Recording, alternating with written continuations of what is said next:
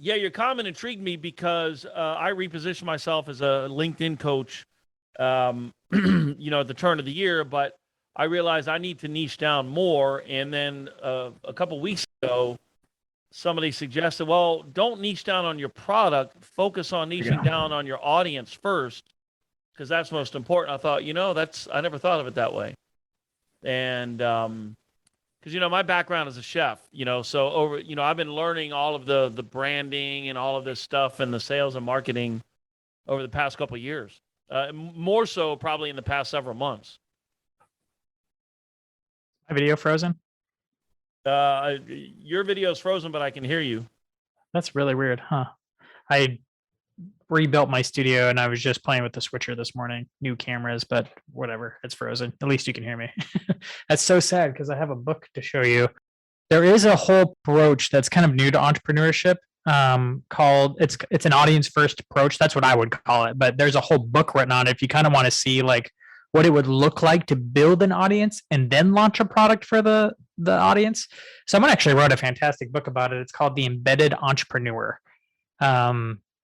He's kind of a solo guy too, and he's launched a couple of he's done it a few times where he finds an existing community, kind of infiltrates the community in the good way, and then offers a lot of value, grows an audience within the community, and then finds out what their pain points are, their problems, and then reverse engineers a product for it.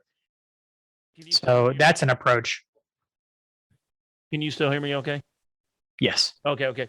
So, but my question was like, where do you start? So let's say I'm at 0 and I want to use this approach. I mean, where do you start? You just talking about I'm going to talk about auto mechanics, or you just talk about random things that you're passionate about and then see what resonates? At first, it depends on what your expertise level is in relation to what the community's problems are. Like if you're entering a brand new community and you don't know a lot about that topic, then you kind of have to become a student, ask questions, and you can build an audience while even knowing nothing, because you can just ask good questions and then share your learnings along your way, right? And I actually think it's a good position to take even if you are an expert, because nobody wants to come out and hear the new thought leader on the street. So I position myself as a student all the time. That's why I ask lots of questions. Even the idea I kick out as an idea, and then we talk about it in the comments. Well, if I'm not mistaken, the main reason a lot of people get into podcasting is because they want to learn something they weren't. That's why I started my podcast, is because my ultimate goal is to start my own one-person solopreneurship. I'm kind of tired of that word, but it's the most accurate. Yeah. What I want to do. And I always love hearing people's success stories. And, so that's why I started the podcast. But I do know, like Lewis Howes, he started his back, when he started, because he wasn't learning some things he wanted to learn. But anyways, I'm sure you know all that. Absolutely. And I think my friend put it, when you are not an expert, you are a learning leader, as he put it. He said a lot of people like that approach because it feels more relatable. Yep. It's a good way to build an audience, create a mission. Like, what are you trying to accomplish? And I would make it it's hard to come out with a public goal of like, I'm going to earn $1 million or I'm going to build a big business. You could do that, but you could also try to make an aspirational goal that's like more, I don't know, around a common pain point. Or learning or something that's a lot of people will appreciate. And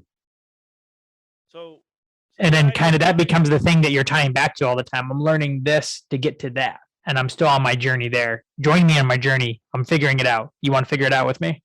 It's funny you say that, because I've thought about kind of using more of that approach, because I've been tweaking my LinkedIn headline as I progressed.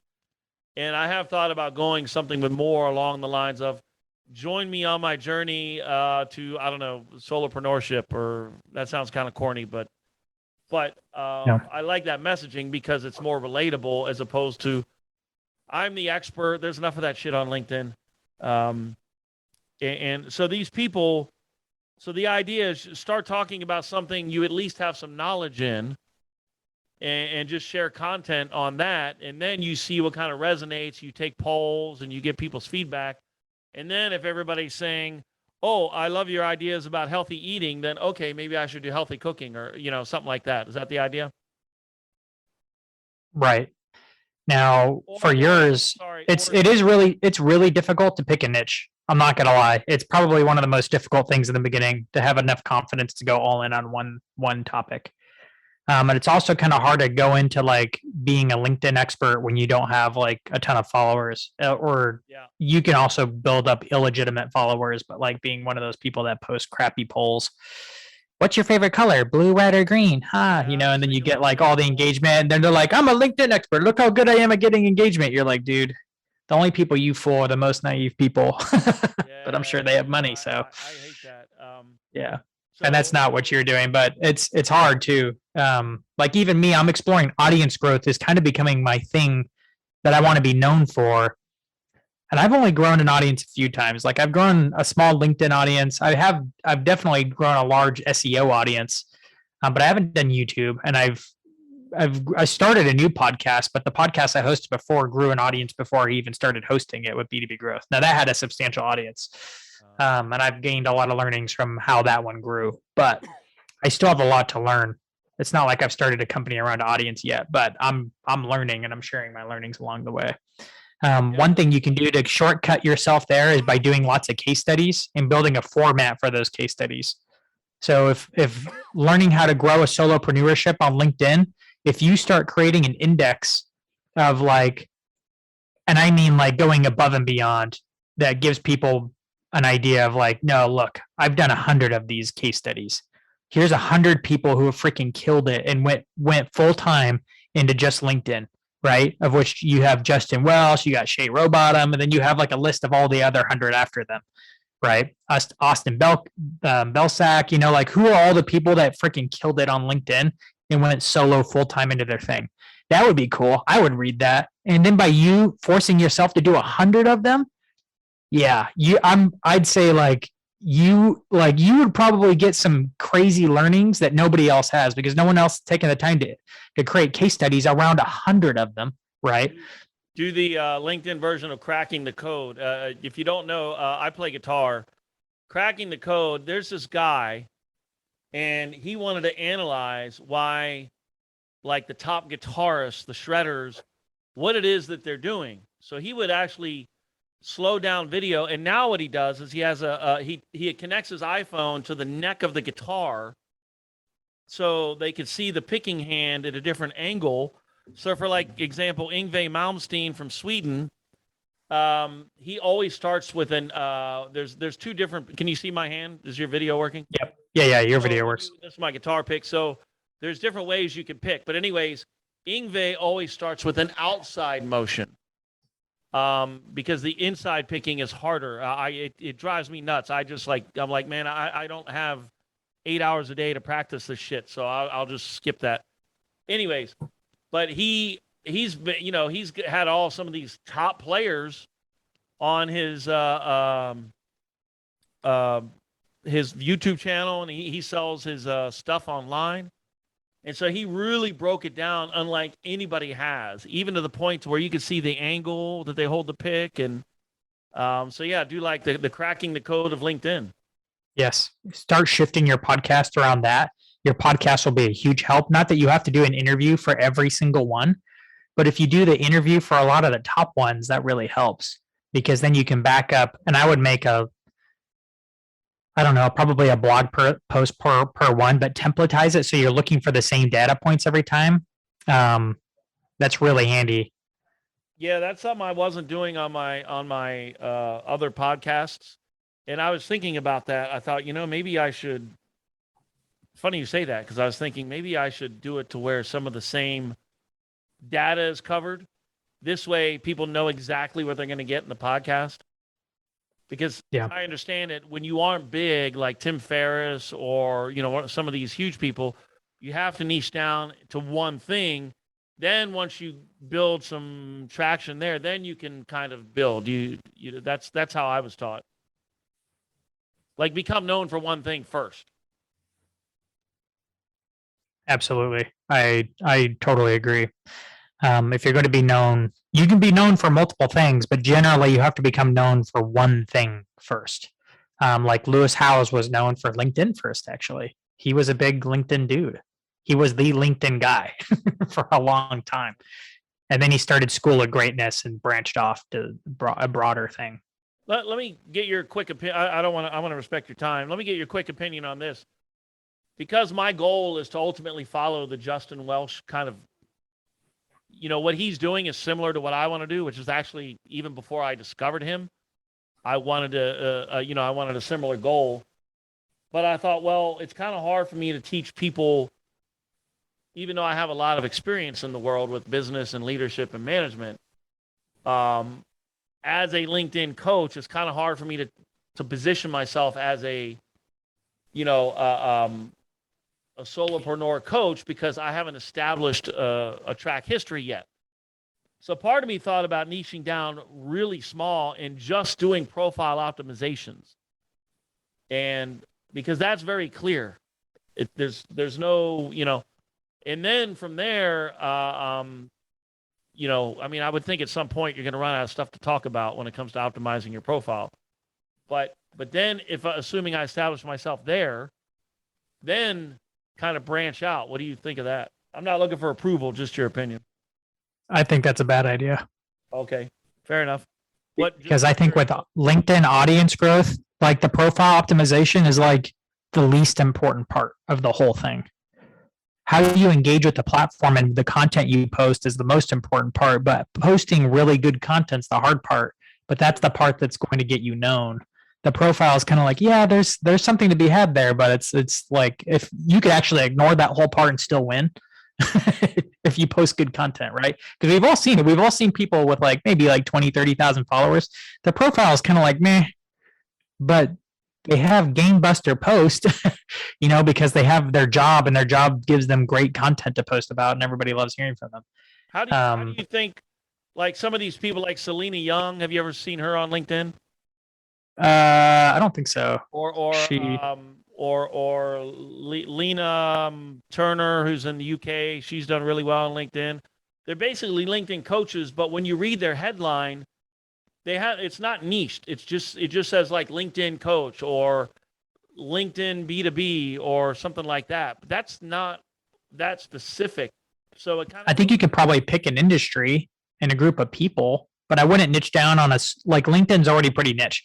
So I might pick an industry if you want to go a little bit more niche, but ultimately it's going to be hard for people to like want to work with you at first until you can grow yourself to a pretty sizable following. And I think the best way to do that is by doing original research and coming up with your own point of view. If you only parrot what other people say, then you won't be able to grow your following to the point where people would consider it. And so doing original research, and I swear doing the 100 case studies, and then you could the insights you would get from it, and then all those insights could be cataloged into a super long blog post or downloadable guide. But then that becomes content that you can stand on for a long time because you probably get a few insights on it and package it into your own thought leadership that you can coast on for a while until you find out your next big project to unlock your own learnings. But those would be unique to you because you're the one doing it, but it's going to be hard to do. And once you start growing your following, you start taking on this is why I take calls all the time, and I don't charge for them. And even if I started, I don't know, I wouldn't charge for a while. I try to take on as many of these conversations as I can, to try to be as helpful to as many people as I can, because then I can kind of get a feel for what the trend is and what people are asking or talking about or want to talk about. Eventually I could start charging for it when my time is less than the demand. Then I could start charging money for it. But right now I only get like you coming in and asking me a question probably only happens once or twice a week. If it was happening quite a few times a day and I was pretty busy with meetings, then I'd have to start charging, you see, and then you could start increasing it more. I wouldn't want to inconvenience you or anybody for that matter by asking too many questions. So you don't think it's that necessary to niche down because, like somebody said, well, Kurt, if you're a LinkedIn coach for who? Is it for over 40? Is it for this industry, for that? But you can niche down. I would pick an industry or a type of person or a group of people that have a unique problem. or like a very common problem. Um, like I'm trying to think of an example of who this would be. Um, like let's just say you probably could create a group like out of introverts or people that are afraid of like that could be a group. Um, like Justin Welsh's wife did pretty good by just targeting first time investors. Yeah. You got to remember that was a smart move because there's always more beginners than there are experts, right? So my LinkedIn profile says teaching beginners how to start your one person business on LinkedIn. Yeah. That's better. Even better if your value proposition is teaching them to get to their first 10,000 followers or something like that. But you have to get to that first. So that's where bottom line is in the beginning, it'll just be more difficult anyways. Yeah, because you kind of have to get there first. The one thing I'm trying to do, and this is what I'm working on, is because I have, forgetting my culinary experience as a chef, but I have very good experience with leadership and business and management. 35 years working in top establishments around the world. So I'm right now. So why don't you talk about that? What's that? Why don't you talk about that? Yeah, I'm trying to figure out more how to tailor that into my posts, So why don't you leave the LinkedIn thing and tell people how to become the manager of top establishments? Like there's a bunch of people trying to do that, right? Yeah, I would assume. Are they on LinkedIn? What's that? Are they on LinkedIn? Well, here's the thing. A lot of the people in food and beverage, the food and beverage industry, they're not on LinkedIn much because they're busy enough working 12, 14 hours a day in a kitchen or restaurant, or if they're alcohol reps that work for an alcohol distributor, they're going from account to account. Because somebody suggested to me, oh, why don't you target, people who are burned out working in kitchens or like you were. And I said, yeah, that's great. But a lot of these people are not on LinkedIn. Yeah. Are they on TikTok? Yeah, I don't know. I'd have to, I need to do a little bit of research. That'd be interesting. But I do love LinkedIn. I do love the whole social media, branding, marketing, content marketing. That's the one thing I've enjoyed doing since I've left cooking, because cooking was a passion, and I really do like the whole coaching thing.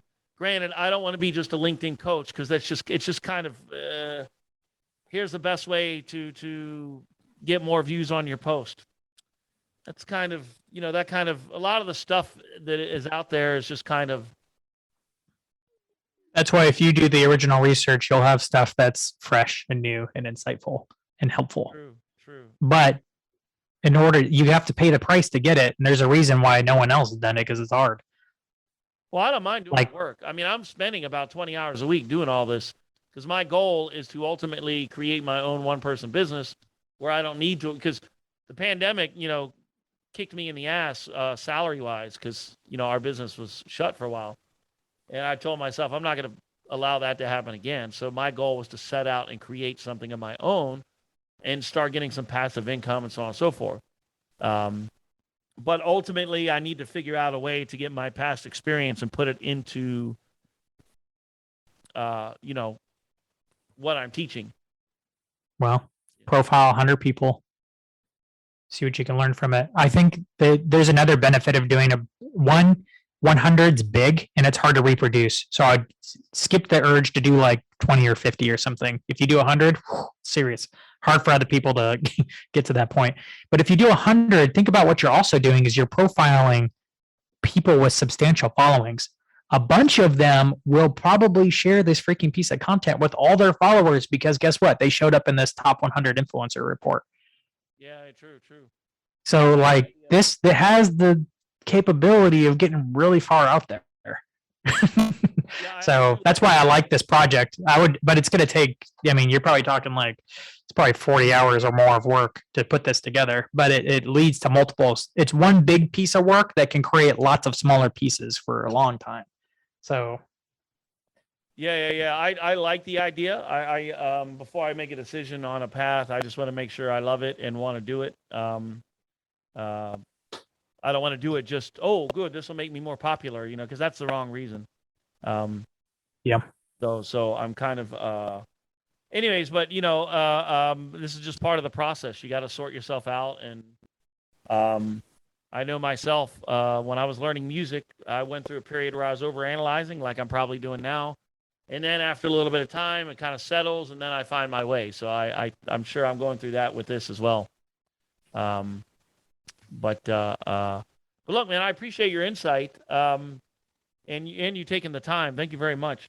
And so just Certainly. as a very quick recap on that one point, when you say start with the audience, start talking about some things that you have some knowledge, ideally that you have some knowledge in, and then you just start monitoring what people are saying and see what resonates. And then that's how you find your audience. And from there, you can find your product. Am I right?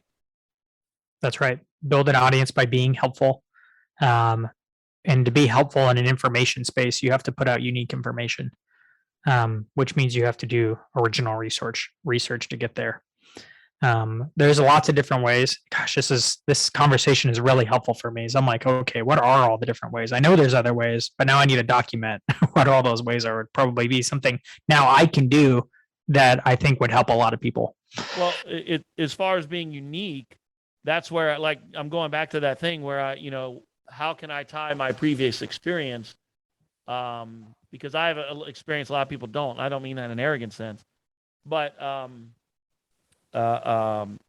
that's also why I started doing the shower videos on Fridays, because I have a warped sense of humor, and I thought, well, that's the people that know me that saw that, they said, "Holy shit, dude!" They said, "That is so you." I don't know if you saw any of those, but it's just a video of me in the shower. There's no nudity, but I share some information. There's a reason behind the whole shower theme, but nice. That certainly stands out. Long story short, when I was a chef, all my best ideas came to me my most creative ideas came to me at odd times, like the shower. So one day I didn't do it like let me try to get engagement, because I actually don't get a lot of views on those, but I do get more engagement based on the amount of views, the ratio. It just popped in my head, and I thought, I'm going to try this. This would be fun. And because I have a weird sense of humor, because I'm a bit out there, because I like to push the envelope, the shower videos, even though they don't get a lot, they maybe get 300 views. They get the strongest compliments from people. A couple people said, "What's with you in the shower?" But the others are like, "That's hilarious. I love the video." So that tells me to keep doing it. Yeah. No, I mean, if you get a lot of people saying yes and a lot of people being weirded out by it, then you're probably hitting a good chord, because some of the best stuff is divisive. Well, the person said it. She said, "You know what I like about it?" And I didn't think of this. She said, "Everything on LinkedIn looks the same. I don't care how good your information is. Everybody's doing text or some carousel or whatever, but the shower doesn't make me feel like I'm in LinkedIn." So, anyways, but well, look, hey, again, I'll let you go. I think we went over 10 minutes, so thank you again for your time, man. Absolutely. And if do you drink wine? I do drink wine. Okay. Do you ever, if you want, I'll share some, like, when I think of it, some random wine tips, that, to help you when you're shopping for wine or choosing for wine and drinking wine, blah, blah, blah. Awesome. I'll definitely message you next time I have a question about wine. Well, and I'll just start messaging you like at random if I think of a tip, and then you can just, hopefully that'll help you. And then if I happen to give you some information you like, say, "Hey, Kurt, can I have some more like that?" So be happy to. So Really. cool, man. Hey, again, thank you so much, and you have a good one, man.